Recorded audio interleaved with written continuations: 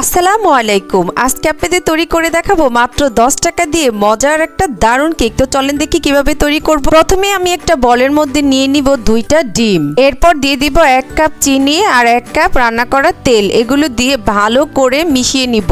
ভালো করে মেশানো হয়ে গেলে দিয়ে দিব এখানে 1 কাপের মতো ময়দাগুলো আমি একটু চেলে দিব।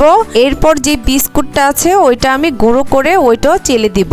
দিয়ে দিব সামান্য একটু বেকিং পাউডার আর সামান্য একটু লবণ। একটা কাঁটা চামচের সাহায্যে ভালো করে এগুলো একটা ব্যাটার তৈরি করে নিব। সবশেষে দিয়ে দিব ফ্লেভারের জন্য সামান্য একটু ভ্যানিলা এসেন্স। আবারও এগুলো ভালো করে মিশিয়ে নিব। এবার দিয়ে দিব কতগুলো টুটি ফুটি। কয়েকদিন আগে আমি টুটি ফুটির ভিডিওটা দিয়েছি, সেখান থেকে কতগুলো টুটি ফুটি দিয়ে দিব আর দিয়ে দিব সামান্য কিশমিশ। আবারও এগুলো আলতো করে একটু মিশিয়ে দিব। এবার কেকের পাত্রটার ভিতরে একটা পিস দিয়ে উপরে আমি একটু তেল ব্রাশ করে নিব।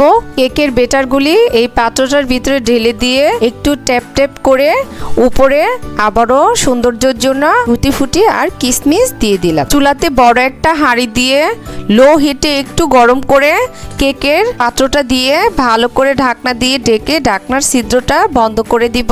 প্রায় 15 থেকে 20 মিনিট পর ঢাকনা খুলে একটা কাঠি দিয়ে একটু চেক করে নিব কেকটা ভিতরে হয়েছে কিনা। মাশাআল্লাহ, দেখতে পাচ্ছেন কেকটা কি সুন্দর ফুলে হয়ে গেছে। এখন আমি একটা প্লেটের উপর রেখে কেকটার উপরে সামান্য একটু তেল ব্রাশ করে কেকটা উল্টিয়ে নিব। গরম গরম থাকা অবস্থায় কেকটা ছুরি দিয়ে কেটে নিব। আমি একটা হাতে নিয়ে দেখাচ্ছি কত সুন্দর সফট আর দেখতে কতটা সুন্দর হয়েছে।